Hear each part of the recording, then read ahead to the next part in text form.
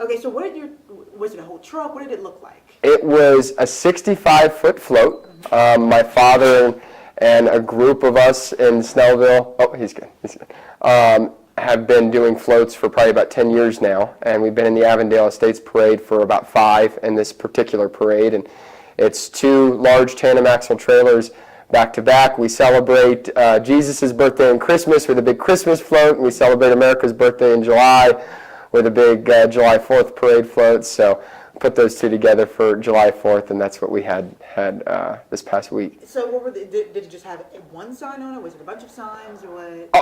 In terms of the Trump sign? Yeah. There was only one sign on the front. It's not like we had like a bunch of signs across the whole float. We just had one sign on the front. And have you done the same thing in the past? We haven't done in the sense of having a sign on the front of the truck. We just felt for whatever particular reason that this is a great day to celebrate America. We were feeling patriotic, and we support our president, and we're proud to support our president, and we decided to put the sign on, and we've never done it before. We don't typically politicize like Christmas or these other holidays of the year, and we put it on there, and the reaction was interesting. Yeah, well, when you say interesting, what happened?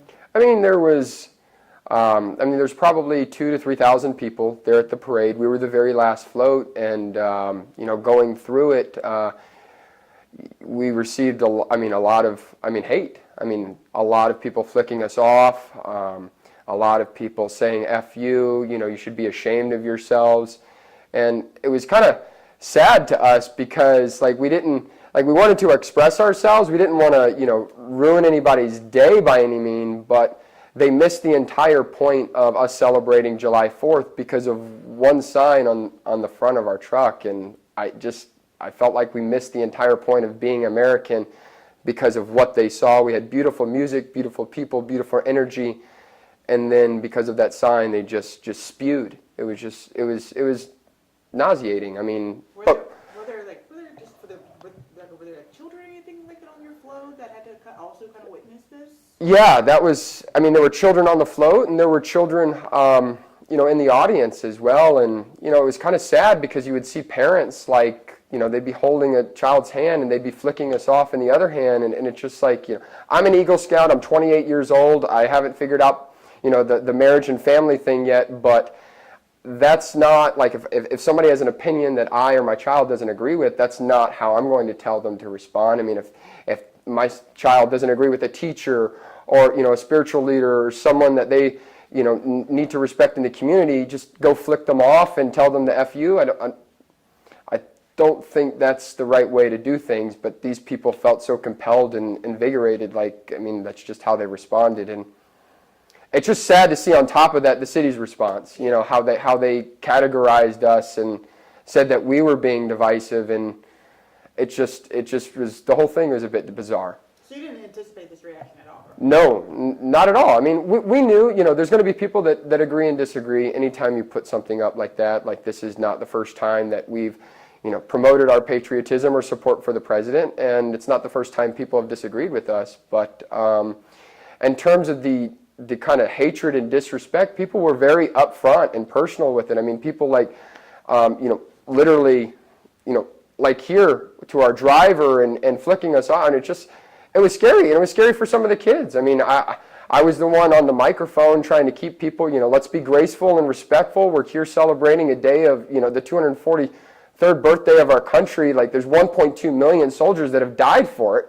The least we can do is sit here and share our opinions, even if they're different, and be respectful about it. And just to be clear, it just said Trump 2020. It didn't say anything racist, sexist, homophobic. It didn't say anything other than Trump 2020. There was nothing defamatory beyond Trump. There's nothing defamatory. And I know some people would say that is defamatory, so that's where my hesitance was. But we were expressing ourselves in a respectable manner, in a graceful manner, in a manner on the most patriotic day of the year.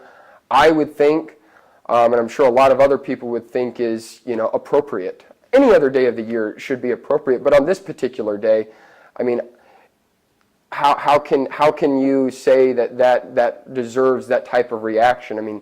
of all days, we should at least be mindful and respectful. Like, hey, even if they have a difference of opinion, maybe today I should at least think about a way to be mindful or graceful or respectful towards it. And for a lot of people, that wasn't the case. Yeah, and so on the one hand is that, the kind of like you mentioned, it is the current political climate, especially with election coming up. So what would you say to people going, oh, they knew what they were doing by coming out with a sign? I mean, look, we are going to express ourselves the way we're going to express ourselves, and if people want to hate or be shameful or disrespectful to us, that's fine, and that goes on across this country every day. I don't agree with it. I don't think that's an appropriate way to agree with it. And if you think that supporting our current president is going to antagonize that type of response, well then this is probably getting at some of the larger issues going on within our country right now. We have a hard time sharing a difference of opinion and being respectful about it, and that was probably on the clearest display I've ever seen it in my life this past week. Yeah, and that was going to be my next question. On the other hand, whether you agree or not, what is it? Why is it important to kind of have that freedom of speech and to be able to, kind of respect everyone's, space, especially in the political opinion world. I mean, James Oglethorpe founded this state. He was a debtor. He was supposed to be put to death because he came over here, left the king, denounced the king. That man was supposed to die, right? And for us to be able to not be able to sit here and say that we can't share our opinions differently and be respectful and mind the millions of people that have served this country to protect our freedoms, our Constitution. Most people disagreeing with what was going on probably haven't even read the Bill of Rights. And the city, the bottom of their tagline says, we'll respect the First Amendment. Well, okay, then what was the problem with us expressing that in a way that was supportive of our president? Why is that divisive, but you're still able to respect if we're going to respect each other, barring someone being injured or saying things that they shouldn't be saying, then let's respect each other. And that is a big problem with, I think, a lot of people today. Millennials, Gen Xers, Gen Z, everybody. Like, we have a hard time sharing a difference of opinion and being respectful about it. One more question before I have to run off. So,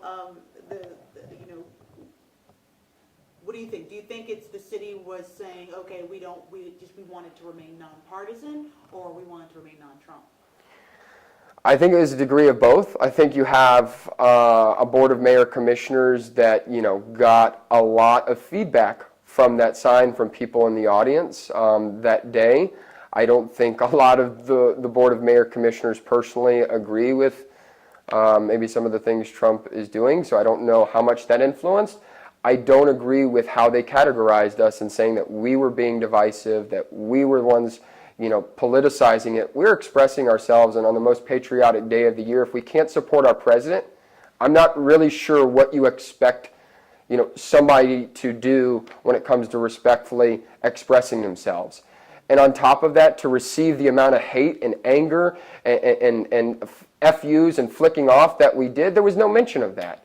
All they saw was the sign, just like everybody. They missed the entire beauty and moment and magic of what was going on that day with the music and energy because of a sign. And people, we get stuck, we're stuck here, and we can't see beyond that. And I think the city fell into that, and they should probably be very careful with how they handle respecting the First Amendment, especially on July 4th, because if people can't express their support for the president in any city across America, there's a problem.